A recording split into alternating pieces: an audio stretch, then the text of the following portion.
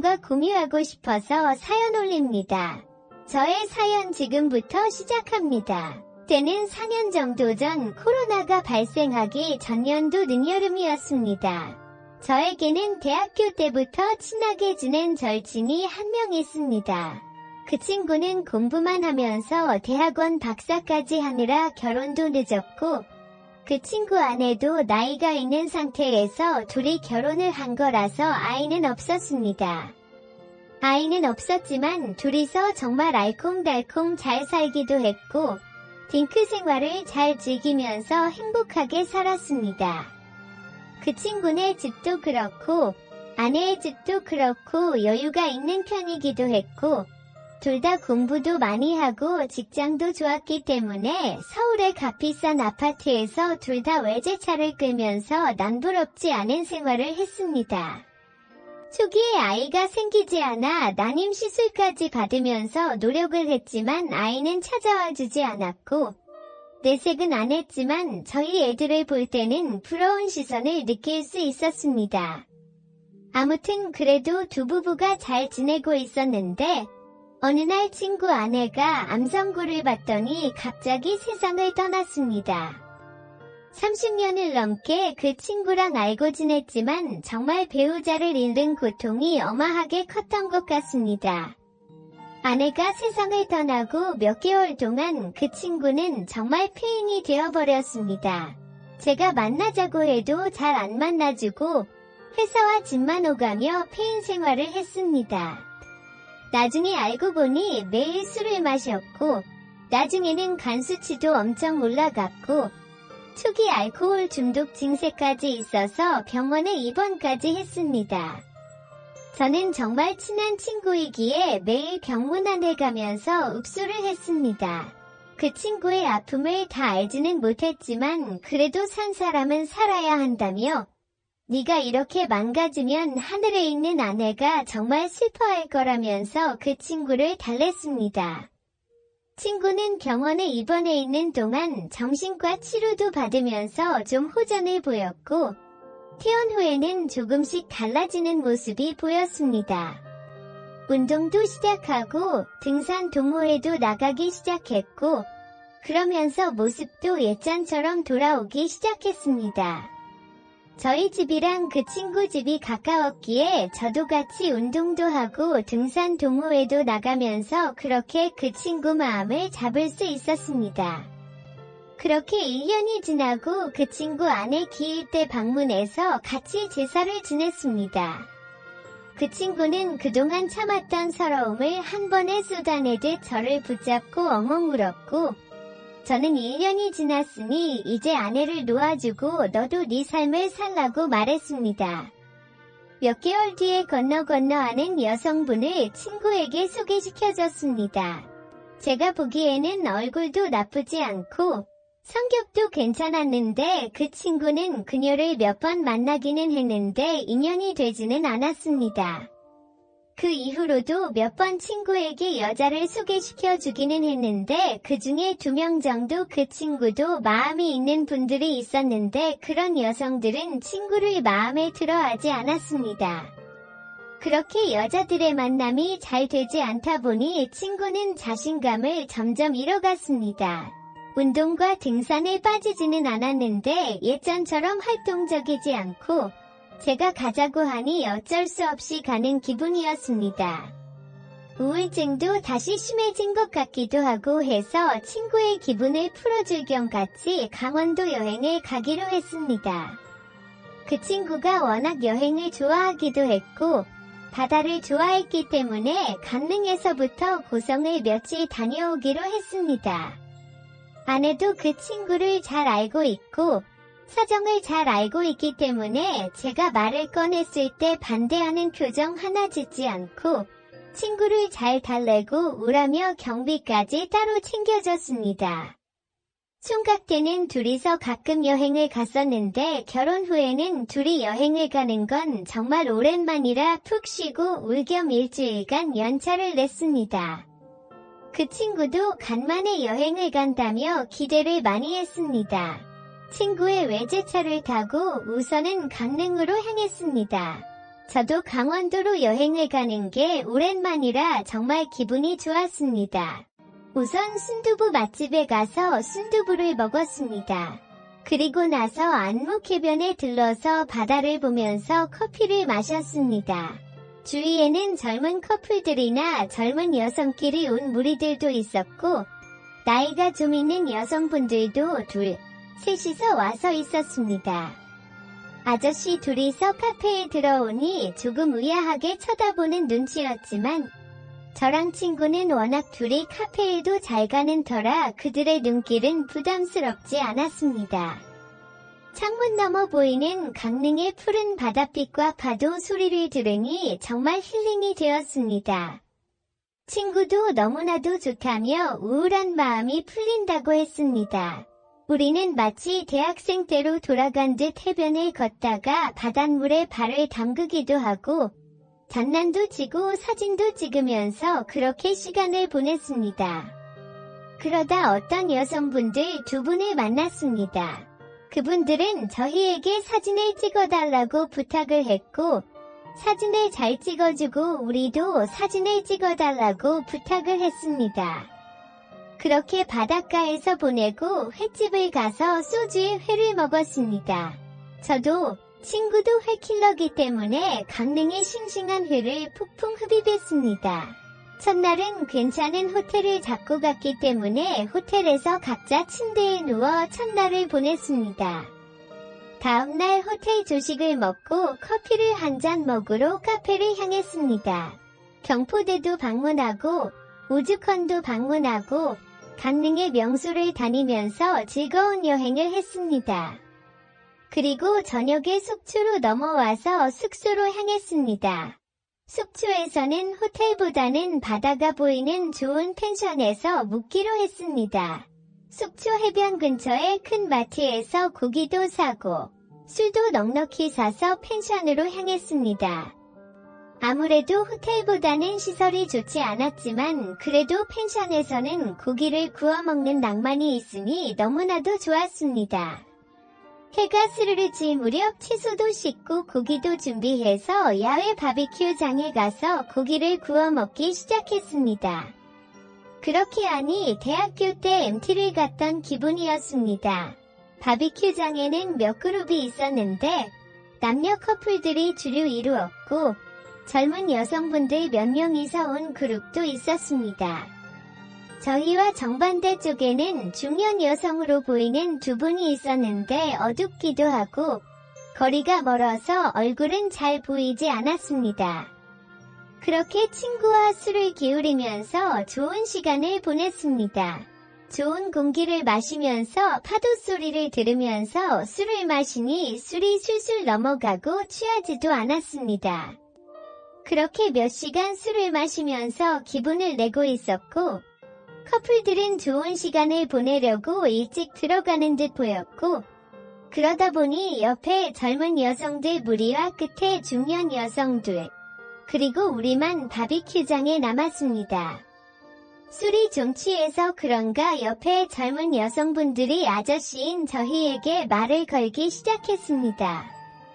저희는 소고기와 해산물을 사갔는데 자신들도 소고기를 먹고 싶다고 했습니다. 어차피 저희도 다 못 먹을 것 같기도 해서 음식들을 나눠줬습니다. 그랬더니 요즘 젊은 세대에 잘 나가는 소주라며 과일 맛이 나는 소주를 몇 병 주었습니다. 옆 테이블만 음식을 주기 좀 뭐해서 끝에 있는 테이블에도 음식을 주기 위해 갔습니다. 그녀들은 너무나도 좋아했고 그녀들도 음식 몇 가지를 저희에게 줬습니다. 얼마 있다가 젊은 여성들은 감사하다고 말을 하고 일찍 숙소로 들어갔고 바비큐장에는 저희와 그 여성분들만 남았습니다. 저도 친구도 낯을 좀 가리는 성격인데 저는 그때 무슨 용기가 나서인지 여성분들에게 합석을 제안했고 여성분들도 그에 응해주었습니다. 우리는 자리를 합쳐서 같이 한잔하기 시작했습니다. 4명이 다 술이 취해서 그런지 그리 어색함은 없었습니다. 그녀들은 정확한 나이는 이야기 안 했지만 우리 또래이거나 우리보다 조금 나이가 많은 것 같았습니다. 그녀들은 가정이 있는 것 같았습니다.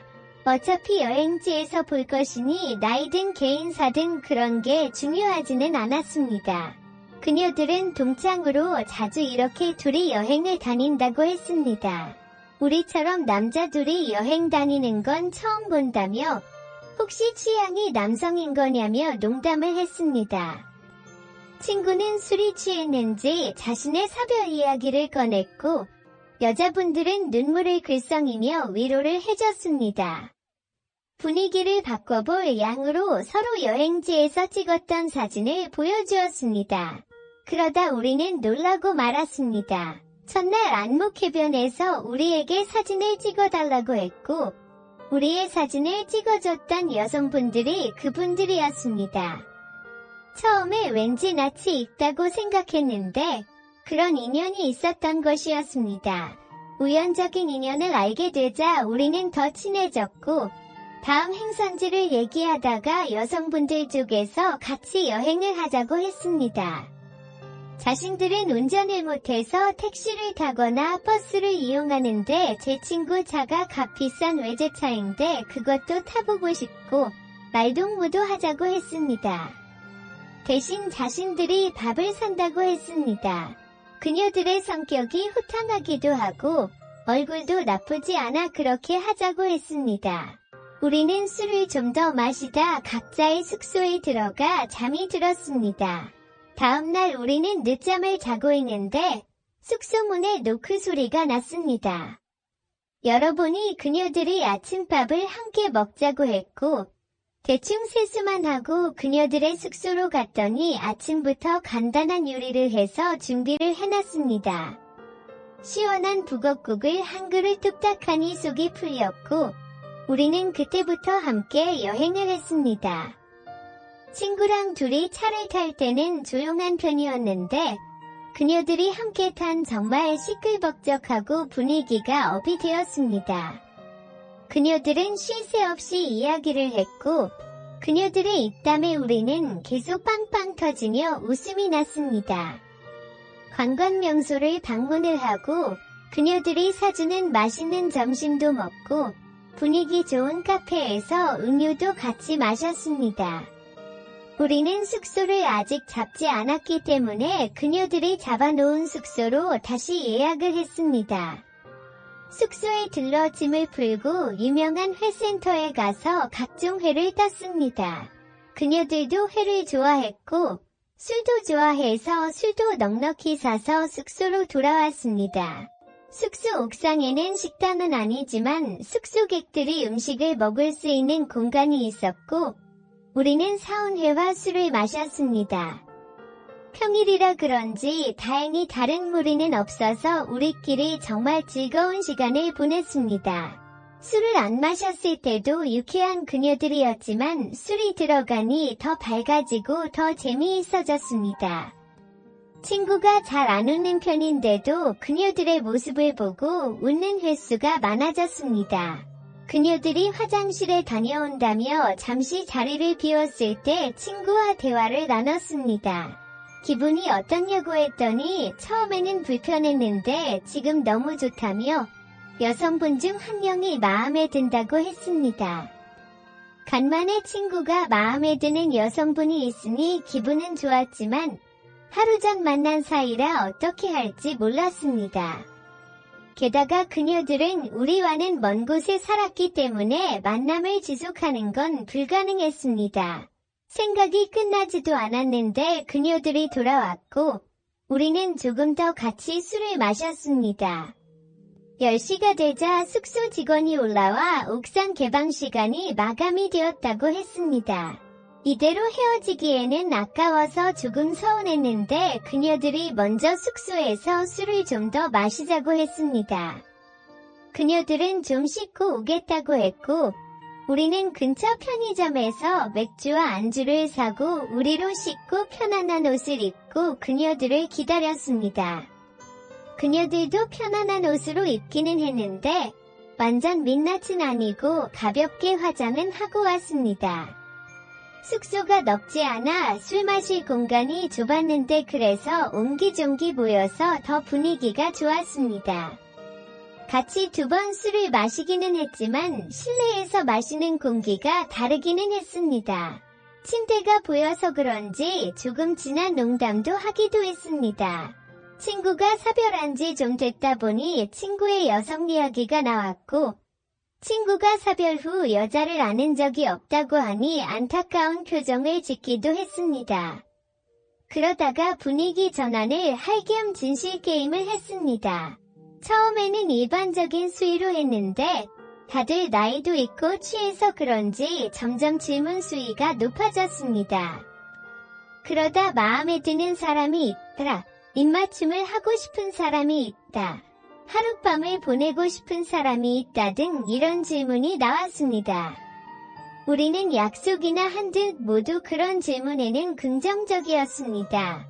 그러다 거기서 조금 더 괜찮고 예쁜 여자분이 친구에게 누가 마음에 드느냐고 물었고, 친구는 진심으로 그녀가 마음에 든다고 했습니다. 그녀는 예상이라도 한 듯 뿌듯한 표정이었습니다. 이에 질세라 다른 여성분이 저에게 자신이 마음에 드냐고 물었고, 사실 저는 그녀가 그렇게 마음에 들지는 않았지만 분위기상 제 이상형이라고 말했습니다. 그녀도 제 이야기를 듣고 기뻐했습니다. 분위기는 무르익었고 마지막으로 완게임을 했습니다.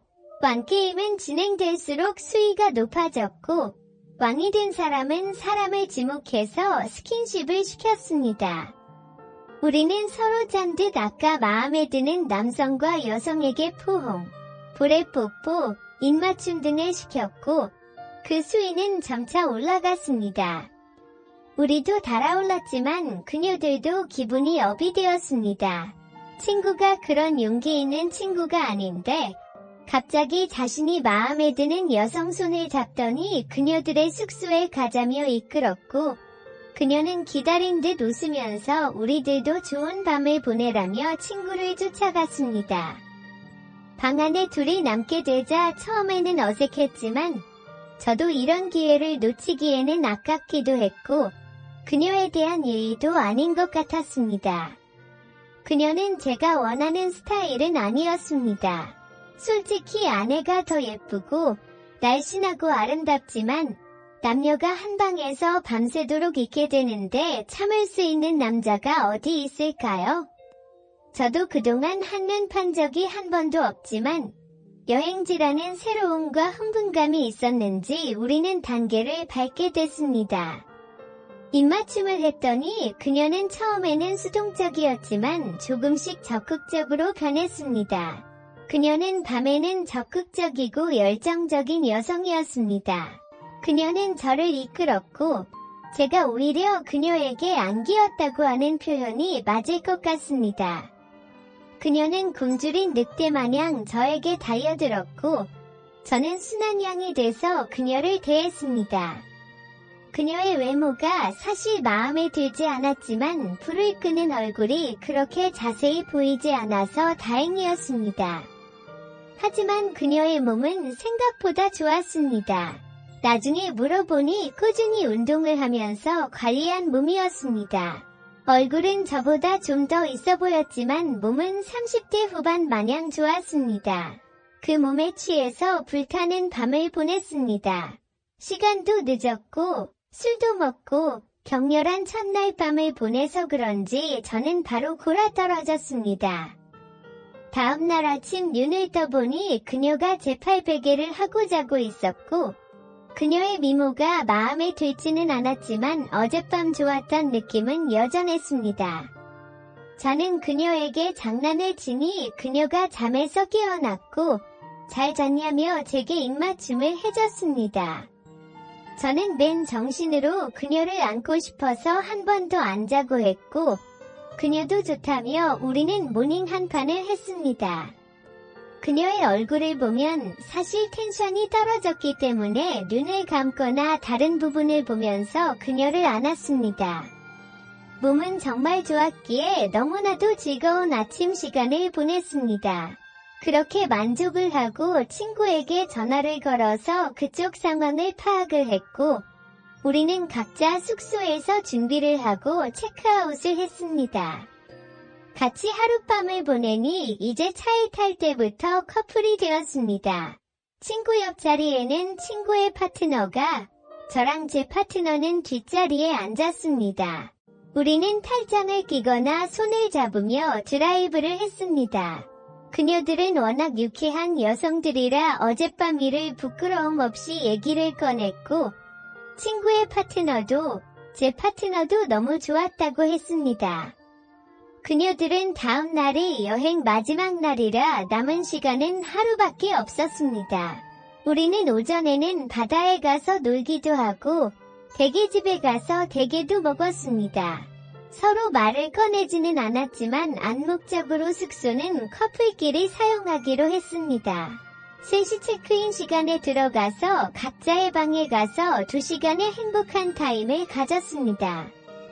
어젯밤에 하루를 보내서 그런지 서로가 익숙했고 다음날 헤어져야 해서 그런지 서로가 애틋했습니다. 우리는 저녁에는 분위기 좋은 레스토랑에 가서 이탈리안 음식에 와인을 한잔했습니다. 이제는 두 커플 다 부부인양 커플끼리 앉아서 정말 재미있는 시간을 보냈습니다. 저녁을 먹고 어두워진 해변을 각자 걸었습니다. 우리 커플은 조용한 곳에 가서 입맞춤도 하고 약간의 터치도 했습니다. 친구 차를 타고 숙소로 돌아왔고 우리는 각자의 숙소에서 각자의 파트너와 사랑을 했습니다. 저의 파트너도 마지막 밤이라는 걸 아쉬워하면서 그녀가 할 수 있는 모든 것들을 저에게 보여주었습니다. 저는 정말 여태껏 느껴보지 못했던 황홀한 밤을 보냈습니다. 다음날 아침에 헤어지기가 아쉬워 한 번 더 그녀를 안았습니다. 그녀들의 차 시간이 있어서 그녀들을 터미널로 바래다 주었습니다. 우리 모두 아쉬워했지만 암묵적으로 전화번호를 교환하지는 않았습니다. 모두 함께한 시간을 여행지에서 보낸 잠시의 추억으로 간직하고 각자의 생활로 돌아가려는 듯 보였습니다. 그녀들을 보내고 저와 친구는 남은 이틀의 여정을 함께했습니다. 친구에게 물어보니 자신도 오랜만에 최고의 밤을 보냈다며 좋아했습니다. 사실 친구는 그녀가 너무나도 마음에 들어서 차후에도 만나고 싶었는데 그녀는 가정이 있는 몸이었고 친구의 애프터를 거절했다고 합니다. 친구는 많이 아쉬워했지만 가정이 있는 여자와 오랫동안 바람을 피우면 자신의 커리어에도 문제가 생기기 때문에 마음을 접은 듯 했습니다. 그녀들이 없자 차 안은 조용했지만 그것도 나름 매력이 있었습니다. 우리는 남은 이틀 동안 여행지에서 보낸 잠시의 일탈도 정리를 했고 힐링을 하고 다시 집으로 향했습니다. 집으로 돌아와서 아내를 보니 너무나도 좋았습니다. 아내의 얼굴은 여전히 예뻤고 아름다웠습니다. 아내가 제 아내라는 걸 새삼 깨달으니 뿌듯했고 아내가 너무 사랑스러웠습니다. 여행지에서 보낸 이틀 밤은 추억 저편에 묻어두고 다시는 한눈 안 팔고 아내만 사랑하겠다고 다짐했습니다. 그날 밤 아내는 그 어느 때보다도 부드럽고 사랑스럽게 안아주었습니다. 아내도 그날 밤 너무나도 만족했습니다. 그 후에 친구를 만나면 가끔씩 그날을 이야기합니다. 친구도 그때 그 여성이 너무 마음에 들었고 그녀를 안으니 여자를 안는 느낌이 너무 절실해졌다고 합니다. 친구는 그날 이후로 여자를 만나는 거에 적극적이 되었고 얼마 전에 괜찮은 여성분을 만나서 교제 중이라고 했습니다. 그 여성분과도 궁합이 잘 맞고 좋다고 합니다. 그때의 여행이 친구에게 좋은 계기가 되어서 좋습니다. 혹시 여성분들도 이 채널을 보게 된다면 자신의 이야기라는 것을 알 수 있을 것입니다. 여성분들, 우리 둘 다 그대들 덕분에 너무나도 좋은 추억이 되었습니다. 그대들도 좋은 추억으로 행복한 가정생활 이어나가시길 바랍니다. 행복하세요. 넘었고 아이들은 다 커서 학교와 취직으로 나가 산지 몇 년 됐어요. 전 남편과는 헤어지면서 얼굴 한 번 본 적이 없어요. 아이들에 대한 부성애가 전혀 없는지 아이들 볼 생각도 전혀 하지 않고 양육비는 한 푼도 받아본 적이 없어요. 전 남편은 원래부터 가정에 하나도 도움이 되지 않았어요. 막노동하면서 번 돈으로 술 먹고 도박하기 바빴고 계집질도 하다가 걸린 게 한두 번이 아니에요. 날이 좋으면 날이 좋다고 논다고 일을 안 나가고 날이 안 좋으면 날이 안 좋다고 술이나 퍼마셨어요. 그래도 애들 아빠라고 어떻게든 데리고 살았어요. 저는 젊을 때부터 식당 일, 가게 일 등 안 해본 게 없을 정도였어요. 제가 벌어놓은 돈도 몰래 훔쳐가서 술 마시고 도박하고 여자 만나고 한 적도 많아요. 그런 건 다 참고 살았는데 어느 순간부터 저에게 손을 대기 시작했어요. 처음에는 물건을 던진다든지 부순다든지 하더니 제가 겁을 먹는 게 줄어드니 저를 때리기 시작했어요. 몇 번이고 이혼을 생각했지만 아이들이 걱정돼서 참고 살았어요. 하지만 나중에는 첫째 딸도 때렸고 이혼을 결심했어요. 전 남편은 절대 이혼은 안 된다며 무릎까지 꿇고 싹싹 빌었지만 자기 마누라와 아이 때리는 놈치고 고치는 놈이 없다는 주위의 걱정에 헤어지기로 결심했어요. 남편은 끝까지 버텼지만 제가 변호사까지 알아보고 가정폭력에 대한 증거도 있어서 결국은 합의 이혼했어요. 합의서에는 한 달에 2번 아이들 면접에 양육비 지급을 얘기했는데 한 번도 준 적이 없었어요. 주위에서는 법적으로라도 받으라고 했지만 저는 차라리 그 돈 안 받고 그 인간 얼굴 안 보고 사는 게 차라리 더 나았어요. 지금까지도 그 인간이 죽었는지 살았는지 전혀 모르고 알고 싶지도 않아요. 이혼을 하고 나서 저는 보험 설계사 일을 시작했고 수완이 괜찮아서 적지 않은 돈을 벌었어요. 경매에 관심을 갖고 소액으로 하기 시작했는데 그게 대박이 났고 아파트 갭 투자를 해서 돈을 좀 벌었어요. 부자까지는 아니지만 지금도 보험 설계사 일을 하면서 남는 시간에 운동도 하고 재미있게 즐기고 있어요. 결혼 생활 중에 그리고 이혼하고 나서 처음에는 너무나도 힘들었어요. 아이들은 그래도 착하게 잘 커졌고 공부를 그렇게 잘 하지는 못했지만 전문대에서 자격증도 많이 따고 해서 자기 밥벌이는 하고 있어요. 몇 년 전부터 둘 다 타 지역에 살고 있는데 처음에는 혼자가 돼서 편하고 좋았어요. 그동안 혼자 아이들을 케어하면서 돈도 버느라 힘들기는 했거든요. 처음 혼자 살면서 운동도 하고 책도 보고 카페도 가고 너무나도 행복한 시간을 보냈어요. 하지만 몇 달 지나니 조금씩 외로워지기 시작했어요. 전 남편과 이혼하고 여자로서 외롭지 않았던 것은 아니었어요. 특히 밤이 되면 너무나도 외롭고 남자의 품이 그리웠어요. 어떤 날은 남자 품이 너무 그립고 이런 제 처지가 서러워서 눈물을 흘리기도 했어요. 가끔씩 아이들이 집에 없는 경우에는 혼자서 위로를 하기도 했어요. 하지만 좋은 것도 처음 몇 번이었고 혼자서 위로를 하는 제 모습이 너무나 가엾고 불쌍했어요. 이혼하고 몇 년 지나자 남자가 생각이 났고 저랑 비슷한 처지의 남자를 만나볼까 하는 생각도 들었어요. 보험 설계사를 하다 보니 다른 남자들을 접할 기회도 많기는 했어요. 처음에는 이혼녀라고 하니깐 별별 남자들이 저에게 들이댔어요. 이혼녀라고 하면 정말 쉽게 보는 것 같았어요. 그래서 나중에는 남편도 있고 남편을 너무나도 사랑하고 화목한 가정이라고 거짓말까지 했어요. 그래도 들이대는 남자들도 있었어요. 그 중에는 괜찮은 남자도 있었고 한번 만나보고 싶다고 생각한 남자들도 있었어요. 하지만 딸 둘을 가진 엄마가 다른 남자를 만난다는 게 그때는 조금 부담이 됐어요.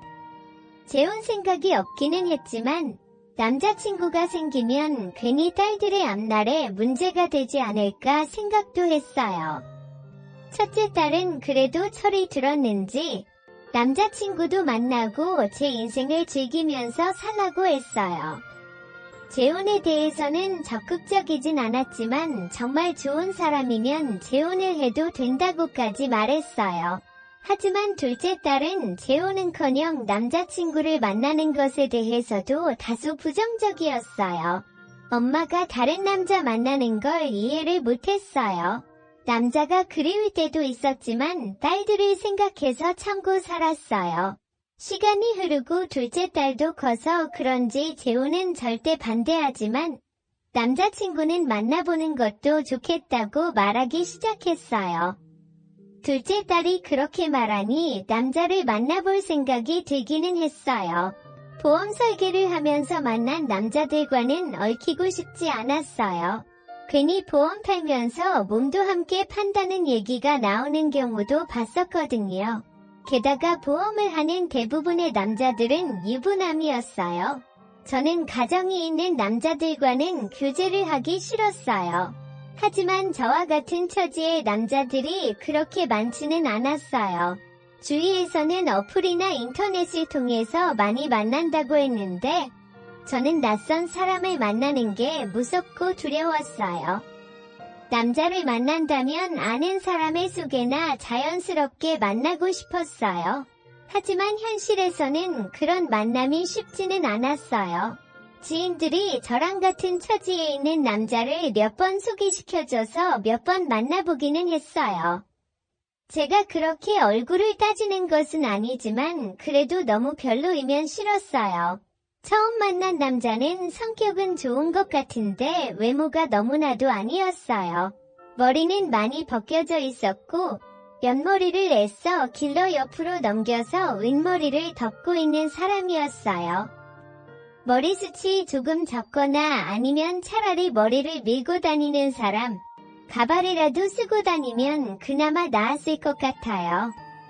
하지만 옆머리로 윗머리를 커버를 했는데 그것도 온전히 가려지지 않게 다니는 사람이었어요. 세 번째 만났을 때 은근히 물어봤어요. 가발을 쓰거나 차라리 머리를 밀 생각이 없냐고 물었어요. 하지만 그 사람은 절대 가발이나 삿발을 하지 않고 그 머리를 고수하겠다고 했어요. 그런 머리를 하고 다니는 사람이랑 같이 다니는 게 사실 창피했어요. 가발을 쓰겠다면 제 돈을 들여서라도 사줬을 텐데 전혀 그럴 생각이 없어서 다시 만나기가 힘들었어요. 처음 만남이 그렇게 되자 이 나이에 만날 수 있는 사람들이 한정적이라는 생각이 들었어요. 그렇게 몇 달 후에 두 번째 남자를 만났어요. 그 사람은 머리숱도 많고 얼굴도 괜찮고 키도 크고 좋았어요. 성격이 조금 이상하기는 했는데 나쁜 사람은 아닌 것 같아서 몇 번 만났어요. 성격이 조금 맞지 않기는 했지만 성격 맞는 대머리를 만나는 것보다는 나을 거라고 생각했어요.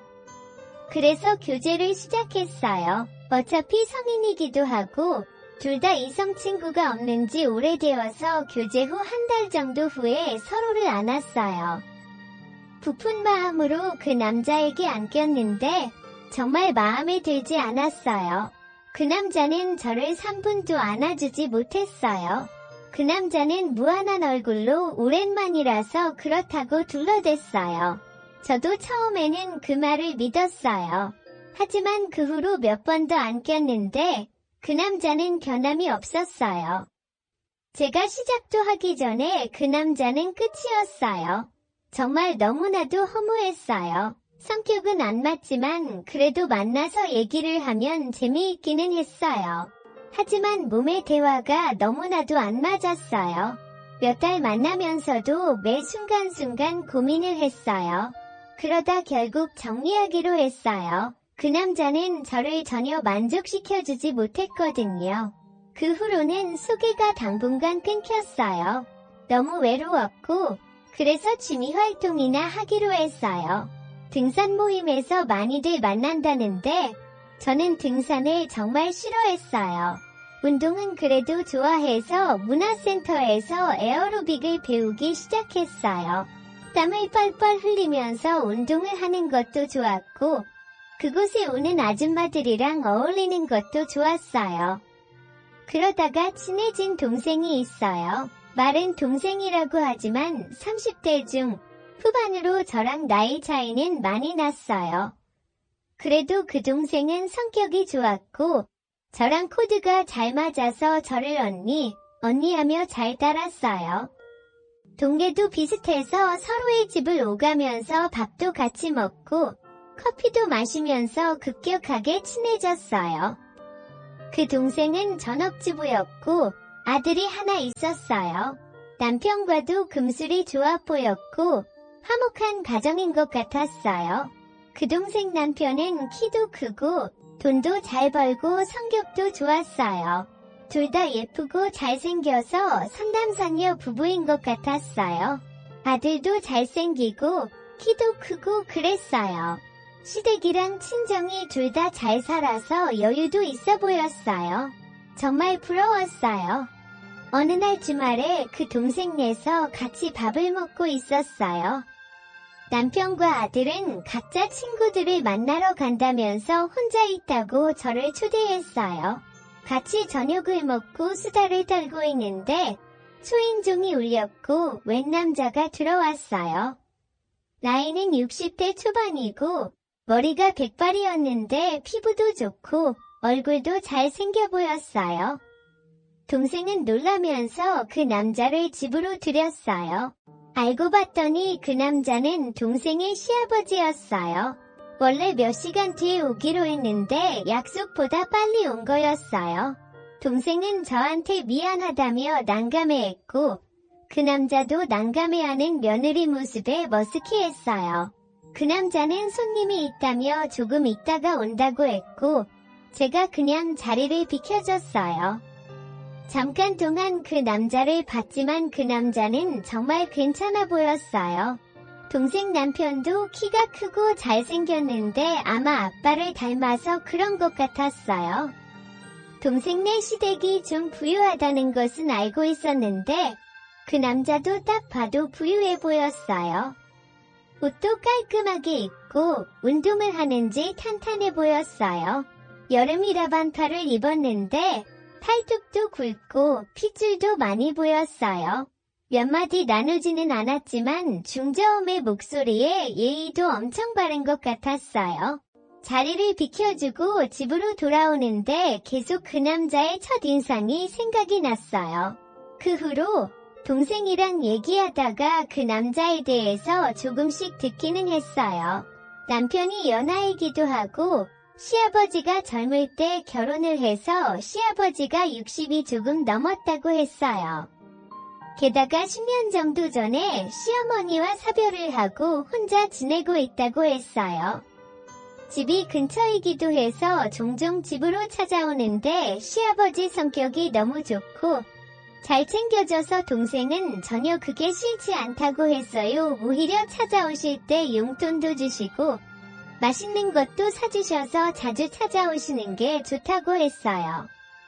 저는 그 남자가 마음에 들어서 은근히 여자친구의 유무를 물어보았고 몇 년 만나고 있는 여자친구가 있다고 들었어요.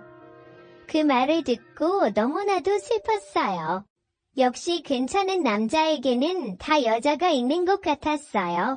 그 남자의 외모와 성격도 성격이지만 오랫동안 만나는 여자가 있다면 여자를 앉는 것도 나쁘지 않다는 뜻이기도 하니깐요. 이 나이에 상사병까지 걸릴 정도로 그 남자가 탐이 났어요. 그 뒤로 일을 만들어 그 동생네 집에 자주 찾아갔어요. 처음 몇 번 갔을 때는 그 남자를 마주치지 못했어요.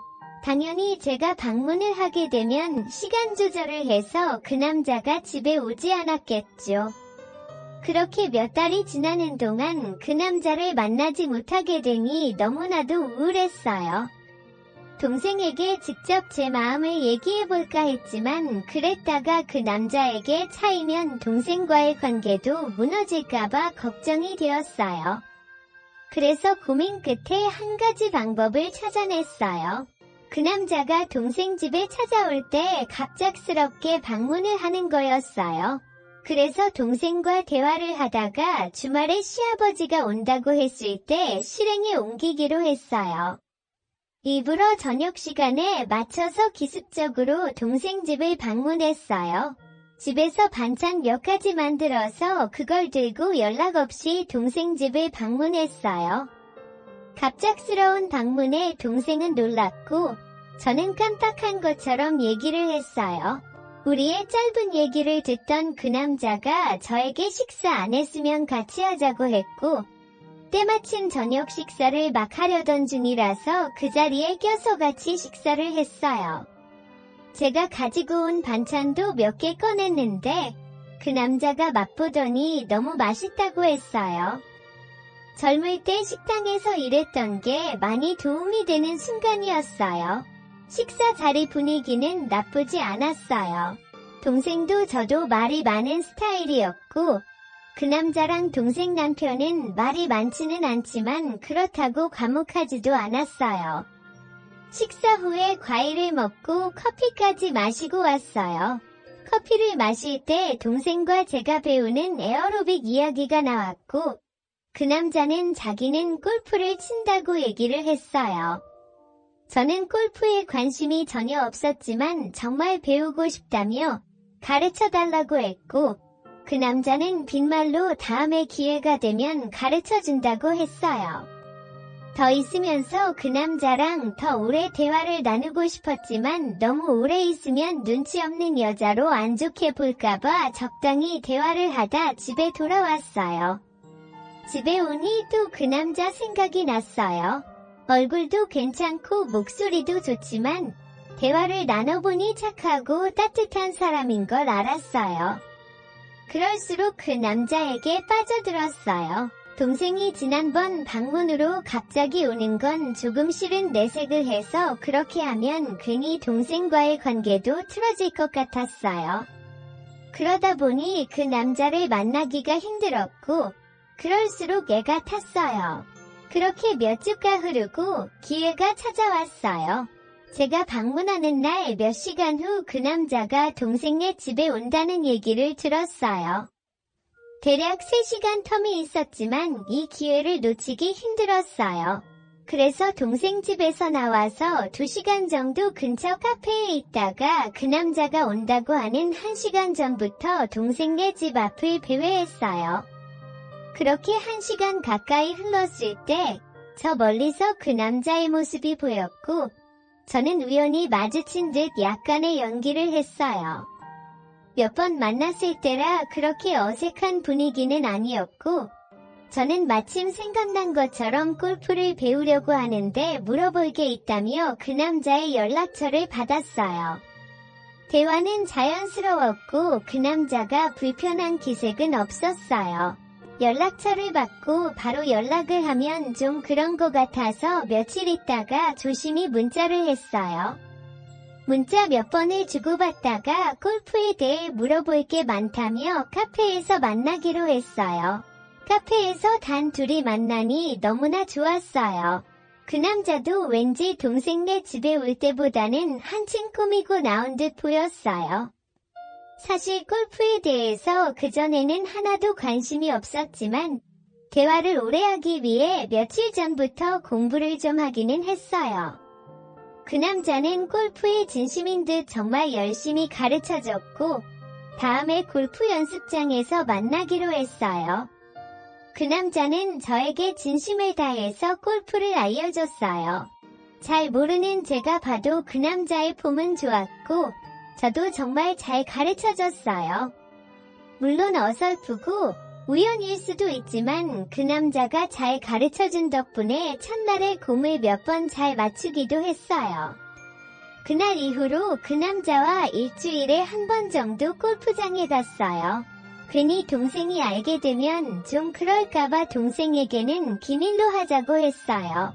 그렇게 몇 번 만나게 되자 나중에는 맥주 한 잔씩 하기도 했어요. 그러면서 자연스레 사적인 얘기를 주고받았어요. 저의 결혼 생활 이야기와 이혼 후 아이들을 홀로 키운 얘기를 들으면서 제가 대단하다며 칭찬까지 해줬어요.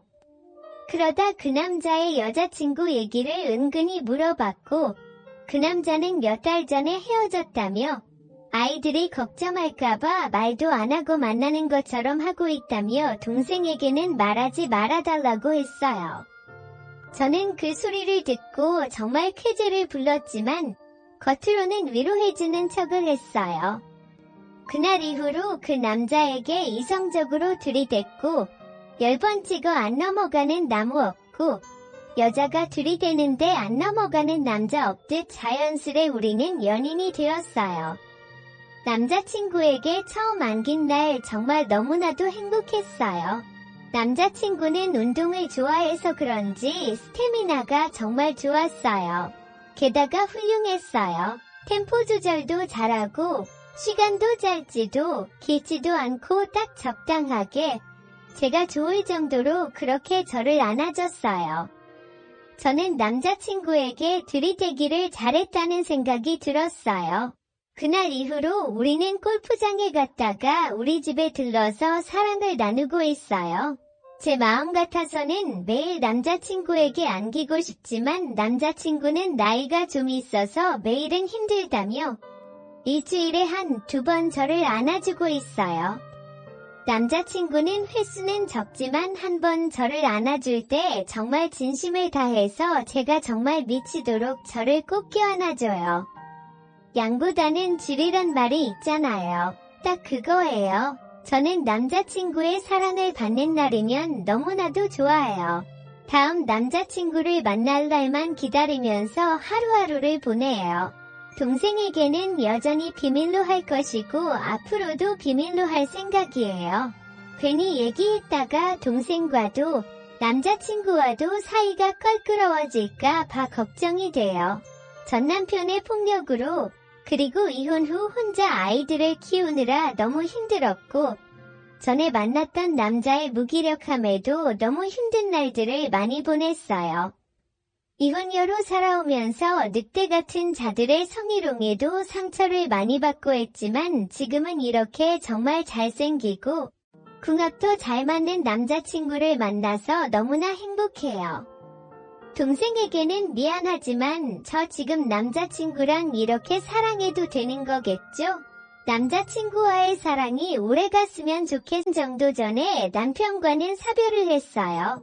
딸아이가 하나 있는데 제가 일찍 낳은 편이어서 남편이 하늘나라로 갔을 때 벌써 딸은 초등학생이었어요. 다행히 남편 이름으로 보험을 들어놓은 게 몇 개 있어서 보험금을 적지 않게 타서 금전적으로 그렇게 힘든 건 없었어요. 주위에서는 제 나이도 젊고 딸아이도 아빠가 있어야 하지 않겠냐며 재혼을 많이 이야기했어요. 처음에는 하늘나라에 간 남편을 너무나도 사랑했고 위리를 지키기 위해 다른 남자 생각은 전혀 하지도 않았어요. 하지만 시간이 갈수록 밤에 너무 외로웠고 바보라는 것 때문에 예의 없이 수작을 걸거나 농담을 하는 남자들 때문에 너무나도 힘든 시간을 보냈어요. 남편이 없는 게 너무나도 서러웠어요. 그래서 잠깐 다른 남자를 가볍게 만난 적이 있었어요. 그때 당시 딸이 중학생이었는데 제가 남자친구가 생기면 어떻겠냐고 물어봤어요. 딸은 아빠를 정말 많이 닮기도 했고 아빠에게 사랑을 많이 받아서 그런지 제가 남자친구가 생기는 거에 대해서 부정적이었어요. 그 당시 남자친구를 좋아하기는 했지만 더 깊은 관계가 되기 전에 정리했어요. 그때 제 상황이 서러워서 밤새 눈물을 흘렸어요. 그 후로 중간중간에 남자의 품이 그립기도 하고 그래서 외롭기도 한 적이 있었지만 딸아이만 생각하면서 버텼어요. 딸은 그래도 착하고 똑똑해서 학창시절 때부터 각종 상을 독차지했고 모범생의 우등생이었어요. 딸이 서울로 학교를 가게 되면서 혼자 생활을 하기 시작했어요. 그러니 그동안 참았던 외로움이 몰려왔는지 우울증이 밀려왔어요. 그래서 정신의학과도 갔고 상담도 받았고 우울증 약까지 복용했어요. 의사 선생님도 그렇고 주위 친구들도 그렇고 외로워서 그런 거니 남자를 만나보면 어떻겠냐고 권장을 했어요. 고민 끝에 지인의 지인 소개로 한 남자를 만났어요. 그 남자는 저보다 몇 살 위에다가 아들이 둘이 있었어요. 그 남자도 전부인과 사별을 하고 혼자 지낸 지 조금 됐다고 들었어요. 제가 기대를 너무 많이 했는지 만나봤더니 외모가 사실 전혀 마음에 들지 않았어요. 3번은 만나보라는 지인의 얘기에 2번 더 만나봤지만 마음이 설레거나 두근거리는 게 전혀 없었어요. 그래도 사람은 좋아 보이고 괜찮아 보였어요. 제가 마음이 많이 가지 않았는데 주위의 친구들은 그래도 더 만나보는 게 나을 거라고 계속 이야기를 해서 그냥 심심할 때 한 번씩 만났어요. 저는 그냥 그 남자를 친구나 대화 상대로 생각하면서 만났는데 그 남자는 생각이 달랐나 봐요. 만남이 늘어나자 조금씩 스킨십을 하기 시작했어요. 저도 남자 품이 그립고 굶주린 상태였지만 그 남자와 스킨십을 하는 건 기분이 좋지가 않았어요. 처음 손을 잡는데 약간 싫은 티를 냈는데도 그 남자는 그냥 그게 튕기는 건지 알았나 봐요. 조금씩 강도가 진해지더니 어느 날은 갑자기 입맞춤을 했어요.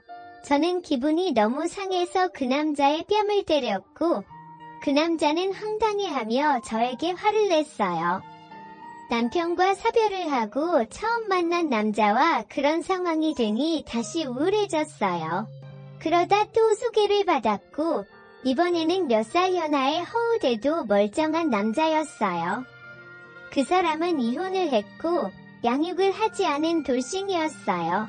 그 남자는 만나면 만날수록 매력이 있었고 저는 그 남자에게 홀딱 빠져버렸어요. 3번째 만났을 때부터 그 남자는 손을 잡거나 스킨십을 했어요. 그 남자의 손길이 닿을 때마다 심장도 떨리고 설레었어요.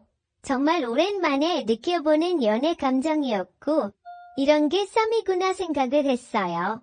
그 남자가 바빠서 자주 만나지는 못했고 일주일이나 2주일에 한 번씩 봤는데 그 남자를 만나는 날만 기다리게 되었어요. 그 남자를 못 보면 계속 보고 싶고 만나면 너무나도 좋았어요. 몇 번 만나지 않았을 때 같이 술을 마셨고 자연스러운 스킨십이 오고 가다가 자연스레 숙소로 향했어요. 저는 남편이 살아있을 때도 남편에게 안기는 걸 좋아했어요. 그랬던 저인데 그동안 10수년 동안 남자의 품에 안긴 적이 없으니 얼마나 달아올랐겠어요. 그 남자 품에 안기는데 정말 정신을 못 차릴 정도였어요. 그 남자는 솔직히 남편보다도 여자를 잘 다룰 줄 알았어요. 그 남자의 품에서 저는 정말 천국을 맛보았어요. 그날 이후로 그 남자에게 더 빠지기 시작했어요. 그 남자가 바빠서 자주 만나지는 못했지만 그럴수록 만났을 때 한 번이라도 더 안기려고 애교도 많이 떨었던 것 같아요.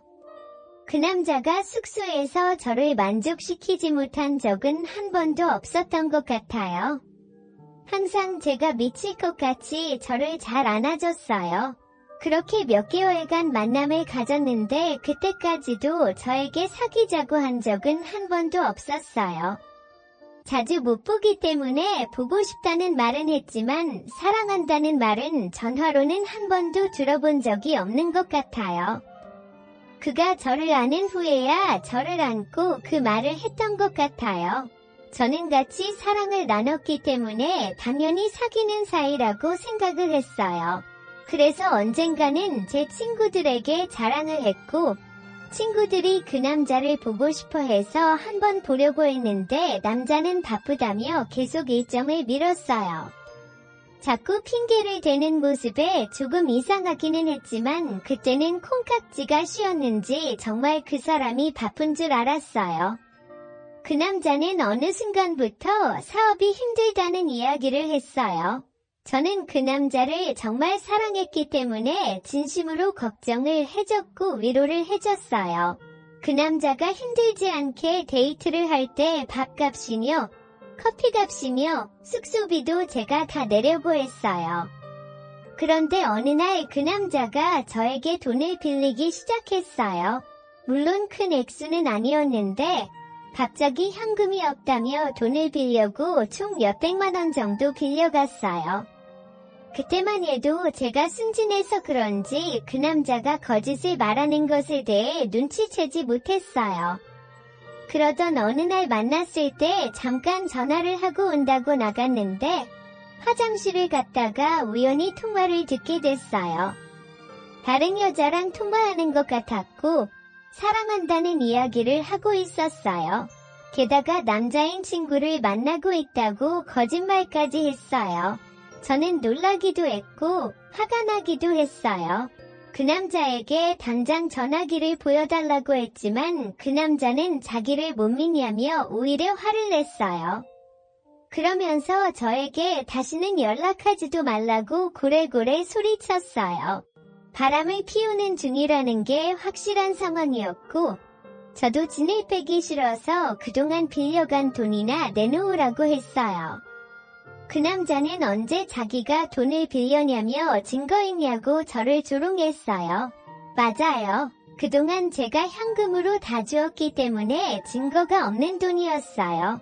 그 남자는 그냥 저를 공짜로 안고 게다가 돈까지 긁어먹은 나쁜 놈이었어요. 지금도 그 놈을 생각하면 치가 떨려요. 그때 이후로 몇 달간 하루에도 몇 번씩 분노가 치밀어 오르고 화도 나고 눈물도 났지만 그냥 몇백만 원에 사람 하나 걸렀다 생각하기로 했어요. 그 후로 다른 남자를 몇 번 만나기는 했는데 그 트라우마 때문에 쉽게 믿음을 갖기가 어려웠어요. 그냥 가볍게 몇 번 만나다 헤어지고 만나다 헤어지고 하는 반복의 연속이었어요. 그렇게 시간이 흘렀고 딸이 결혼을 했어요. 사위는 인물도 좋았고 성격도 좋았고 직업도 좋았어요. 딸이 좋은 남자를 만나서 결혼을 하니까 너무나도 기쁘고 행복했어요. 그러다 딸은 임신을 하고 출산을 했어요. 딸이 직장이 있는데 조건이 너무나도 좋기도 하고 그래서 고민이 많았나 봐요. 임신하고 막달이 가까웠을 때 딸아이가 울면서 전화를 했어요. 제가 혼자서 자기를 잘 키워준 것만으로도 감사한데 한 번만 더 도와달라고 했어요. 출산 후 첫 1년은 출산휴가를 받으면 되는데 그 이후로 아이를 키울 생각을 하니 너무나도 걱정이 된다고 했어요. 아이도 잘 키우고 싶지만 자기 직장도 정말 괜찮기도 하고 그동안 열심히 공부해서 어렵게 들어온 직장인데 놓치고 싶지 않다고 했어요. 열심히 일해서 인정도 받고 진급도 하고 싶은데 육아와 일을 병행하는 게 쉽지 않다며 제게 도움을 청했어요. 아는 사람 하나 없는 생소한 타지로 가야 하는 상황이라 조금 망설이기는 했지만 어느 엄마가 자기 딸이 울면서 부탁하는데 거절할 수가 있겠어요? 아쉽지만 집을 정리해서 딸네 집에 살면서 가정일과 육아를 도와주기로 했어요. 딸아이는 예쁜 공주님을 출산했어요. 딸을 닮아서 너무나도 예뻤어요. 그 어리던 딸이 엄마가 되니 너무나도 대견해서 눈물을 펑펑 흘렸어요. 딸이 조리원에 있는 동안 정리를 하고 조리원에 나오고 나서 얼마 있다가 딸네 집으로 들어가서 살기 시작했어요. 딸에게 도움도 되고 손녀도 보니 좋았어요. 사위는 성격이 서글서글하기도 했고 제가 요리도 해주니 우리 장모님 하며 너무나도 좋아했어요. 1년간은 딸이 휴직을 낸 상태이기도 했고 사위도 퇴근 후에 아이를 잘 봐줘서 저는 저녁으로는 운동도 하면서 나름 괜찮게 지냈어요. 1년 후에 딸이 복직을 했고 혼자 육아를 하다 보니 조금 지치기도 했어요. 딸네 집 지역에는 아는 사람이 별로 없어서 그런지 스트레스를 풀 데가 없어서 조금 우울해지기도 했어요. 저녁이나 주말에 혼자 나가서 운동도 하고 산책도 하고 책도 보면서 지내기도 했는데 혼자 하다 보니 쓸쓸해지기도 했어요. 그래도 어쩌겠어요. 딸과 사위가 고맙다고 항상 그러고 소녀의 재롱을 보는 맛도 있으니 참으며 살았어요. 사위는 운동을 정말 좋아해요. 학창시절 때 축구선수까지 했는데 크게 다치는 바람에 축구선수의 꿈을 포기하고 공부를 했대요. 여전히 축구를 너무 좋아해서 조기축구를 꾸준히 나갔어요. 결혼 전부터 나갔었는데 결혼하고 나서도 그리고 손녀가 생겨서도 다른 날에는 정말 집안일도 잘하고 가정적인데 일요일 아침마다 축구는 거의 빠지지 않고 나갔어요. 딸이 좀 서운해하기도 했지만 그래도 일주일에 한 번이니 타협을 했다고 했어요. 손녀가 조금 크면서 외식도 하기 시작했어요. 그러다가 식당에서 우연히 사위의 조기축구회 사람들을 만나기도 했어요. 어느 날은 조기축구회 형님이라며 인사를 시켜줬는데 사위가 형님이라고 하기에는 나이가 좀 있어 보였어요. 제 또래로 보였거든요. 그런데 그 남자를 처음 본 순간 정말 괜찮게 생겼다는 생각을 했어요. 그래도 사위의 친한 형님이니깐 그냥 그러려니 하고 가볍게 인사만 했어요. 그렇게 몇 개월이 흐르면서 간간히 사위에게서 그 형님에 대해서 이야기를 듣기도 했어요. 그 남자는 저보다 몇 살 아래였고 몇 년 전 이혼하고 혼자 산다고 이야기를 했어요. 그 이야기를 듣고 나니 조금 호기심이 생기기도 했고 흥미가 생기기도 했어요. 동네가 작다 보니 가끔씩 그 남자와 식당에서 한 2번 더 마주쳤어요. 그때도 그냥 인사만 하고 넘어갔어요. 어느 날 사위가 퇴근을 하고 손녀를 돌본다고 해서 산책을 할 겸 집을 나왔어요. 운동을 갈까 하다가 벚꽃이 예쁘게 핀 봄날이어서 벚꽃을 보며 산책을 하기로 했어요. 그렇게 동네 공원을 산책하고 있는데 저쪽에서 조깅을 하고 오는 남자가 보였어요. 길을 비켜주려고 하는데 갑자기 그 남자는 조깅을 멈췄고 저에게 아는 척을 했어요. 밤이기도 했고 그 남자가 모자를 쓰고 있어서 몰랐는데 사위가 아는 그 형님이었어요. 웃으면서 반갑게 인사를 했는데 저도 너무나도 좋았어요. 운동을 좋아해서 그런지 몸이 탄탄해 보였고 땀을 많이 흘리고 있었는데 그게 남자로 다가왔어요. 잠깐 대화를 나눴는데 그 남자는 가끔씩 저녁에 그렇게 조깅을 한다고 했어요. 그리고 헤어졌는데 계속 그 남자가 생각이 나기는 했어요. 그래도 사위 지인인데 어떻게 하기에는 망설여졌어요. 그날 이후로 저녁에 그 공원을 자주 나갔어요. 그 남자와 마주치는 것은 어렵지 않았어요. 몇 주 지나지 않고 그 남자와 또 마주쳤고 그렇게 몇 번 더 마주치면서 점점 가까워졌어요. 근처 벤치에 앉아서 이야기도 했어요. 계속 마주치니 그 남자도 약간 저에게 호감이 있는 것처럼 보였어요. 그렇게 몇 달을 마주쳤을 때 하루는 그 남자가 언제 한번 밥이나 함께 먹자고 했어요. 그러면서 제 번호를 가져갔어요. 저는 다음 날부터 전화만 부여잡고 그 남자의 전화를 기다렸는데 며칠간 전화가 오지 않았어요. 괜히 저 혼자 설레었던 게 부끄럽기도 하고 짜증이 나기도 해서 한동안 그 공원에 나가지 않았어요. 그렇게 몇 주가 흘렀을 때였어요. 그 남자에게 연락이 왔고 시간 되면 저녁에 커피나 한잔 하자고 했어요. 저는 몇 번 튀기다가 못 이긴 척 카페로 나갔어요. 그동안 연락을 하지 않은 무관심의 뾰루퉁한 표정으로 나갔는데 그 남자의 환한 얼굴을 보는 순간 사실 다 풀리기는 했어요. 그래도 계속 약간 틱틱거리며 기분 나빴다는 의사를 내비쳤어요. 그 남자는 사실 얼마 전에 발을 좀 다쳐서 한동안 조깅을 할 수도 없었고 이런저런 문제가 터져서 연락을 할 만한 상황이 안 됐다며 미안해했어요. 그가 다쳤었다는 소리에 저는 걱정이 되었고 마음이 다 풀리기는 했어요. 카페에서 마주보고 이야기를 하니 더 좋았고 더 설레었어요.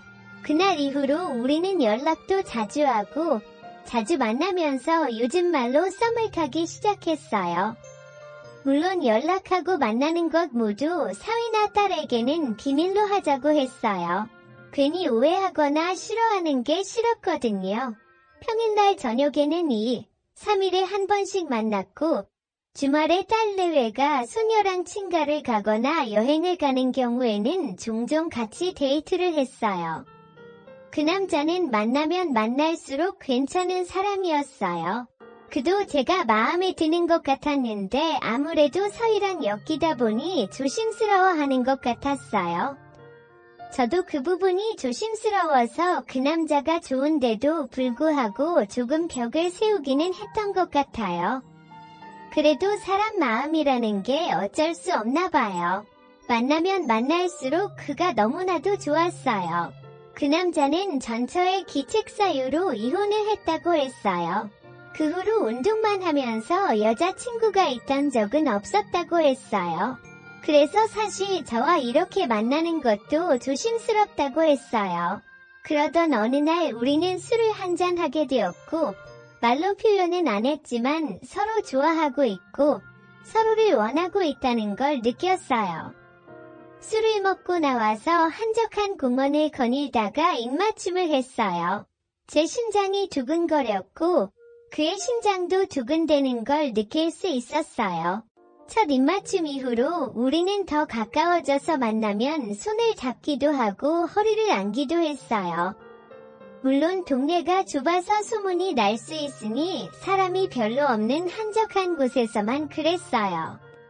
어느 날 그가 저에게 자신의 집에 초대를 했어요. 자기가 요리를 해서 저에게 대접을 해주겠다고 했어요. 저도 눈치가 있는지라 그게 무슨 의미인지 알기에 조금 망설였어요. 몇 번 거절을 하다가 저도 사실 그에게 안기고 싶은 마음이 있기 때문에 그의 집을 방문하기로 했어요. 그의 집은 남자 혼자 사는 집답게 별게 없었지만 그래도 깔끔하기는 했어요. 그는 파스타와 스테이크를 해줬는데 정말 맛있었어요. 저랑 먹고 싶어서 큰맘 먹고 샀다며 조금 비싼 와인도 준비했어요. 제가 와인 맛을 잘 모르는 편인데도 정말 맛있었어요. 그전에도 같이 술을 먹기는 했지만 그의 집에서 게다가 와인을 먹으니 분위기가 달랐고 그렇게 우리는 입맞춤을 했고 첫날 밤을 보냈어요. 그는 어리기도 했고 운동 마니아답게 몸도 탄탄하고 정말 괜찮았어요. 그에게 안기고 나자 그가 더 좋아지기 시작했어요. 물론 딸이랑 같이 살기 때문에 밤에 같이 있지는 못했지만 밤새 그에게 안기고 싶은 마음이었어요. 그에게 한 번 안기고 집으로 돌아오는 길까지 심장이 두근거리고 안길 때의 그 느낌이 멈추지 않았어요. 한 번 서로를 안고 나니 그 다음부터는 매번 그의 집에서 데이트를 했어요. 그가 음식을 해주기도 했고 제가 요리를 해주기도 했어요. 배달도 시켜 먹고 같이 TV로 영화도 보고 드라마도 보고 정말 좋았어요. 그렇게 안기면서도 그에게서도 사귀자는 고백을 못 받았어요. 예전의 트라우마 때문인지 저는 걱정이 되기 시작했고 어느 날 그에게 우리가 어떤 사이냐고 물었어요. 그는 진지해지더니 저에게 고백을 했어요. 제가 너무나도 좋고 사랑하는데 서희가 걸려서 그동안 고백을 망설였다고 했어요. 그러면서 잠깐 기다리라며 자기 방으로 가더니 목걸이를 가지고 와서 저에게 주면서 사귀자고 고백을 했어요. 목걸이는 진지게 사놨는데 그동안 망설였다고 했어요. 저는 그의 고백을 받고 눈물이 펑펑 났어요. 사별한 남편 이후에 저에게 이렇게 고백해주는 사람이 처음이었거든요. 원래도 그가 너무나도 좋았지만 그렇게 저를 생각하고 제 상황까지 생각해주는 그가 너무나도 고맙고 사랑스러웠어요. 그렇게 남자친구와 사귄 지 200일이 되어가고 있어요. 저도 남자친구도 정말 조심하고 있어서 사위와 딸은 우리가 사귀는지 몰라요. 앞으로도 딸과 사위한테는 비밀로 할 예정이에요. 남자친구와의 궁합은 날이 갈수록 점점 좋아지고 있어요. 저도 제가 이 나이에 이렇게까지나 남자친구에게 안기는 걸 좋아하리라 생각조차 못했어요. 남자친구는 하드웨어도 좋기도 하고 기술도 정말 좋아해요. 운동을 좋아해서 그런지 체력까지도 좋아해요. 제가 체력이 없어서 요즘 각종 엑기스를 사다 먹고 있어요. 남자친구는 조기 축구에서 공격수인데 그래서 그런지 골을 넣는 방법을 잘 아나 봐요. 만나면 저에게 강력한 슈팅으로 골을 수 100번씩 넣어줘요. 저는 그럴 때마다 온몸이 부르르르 떨릴 만큼 너무나도 좋아해요. 남편과 사별하고 혼자서 그 모진 곤욕을 겪고 나쁜 남자를 만나 고생도 하고 아는 사람 없는 타지에 와서 외로웠던 게 다 지금 남자친구를 만나려고 그랬나 봐요. 남자친구와 이렇게 행복한 사랑 오래오래 나눴으면 좋겠어요. 저는 요즘 너무나도 행복해요.